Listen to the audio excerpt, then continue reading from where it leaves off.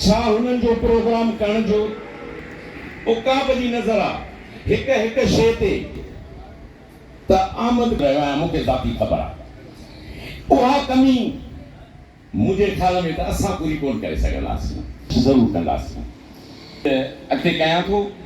पंहिंजी कारकर्दगी ज़िले जी पेश कंदे गुज़ारिश कयां थो कई आहे ऐं ॿिनि तहलकनि जी टियों तहलको इंशाअल्लाह सुभाणे अञा मुंहिंजी कंहिंसां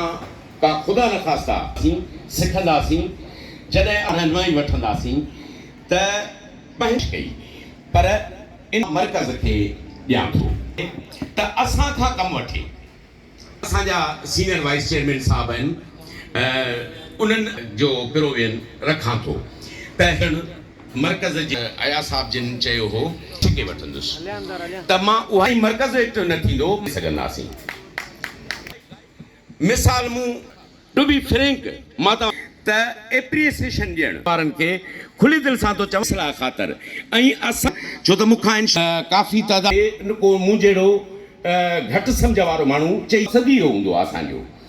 त जनरल काउंसिल जे इजलास जो मक़सदु आहे त हिक ॿिए जी त जेकॾहिं मर्कज़ मिलियो या असांजी करे पुछंदो चवंदो दाद ॾींदो इहा क्वालिटी सिखूं।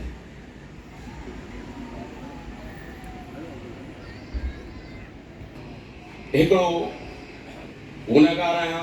या ख़ामियूं आहिनि, पर हिकिड़ी ख़ुदा मूं में समेट इज़ कमिटमेंट जो मां पोइ लॻायां त जीअं मिसाल मूं आइन जी ॻाल्हि कई त आइन मूं पंहिंजे तरीक़े सां जीअं असांजे साईं सीनियर वाइस प्रेसिडेंट साहब आहिनि, उन्हनि मूंखे हुकुम कयो तक़रीबन हफ़्तो उहे अकोमोडेट कयो। मां चयोसीं हाज़िर थियां थो चई त पोइ सुभाणे तव्हां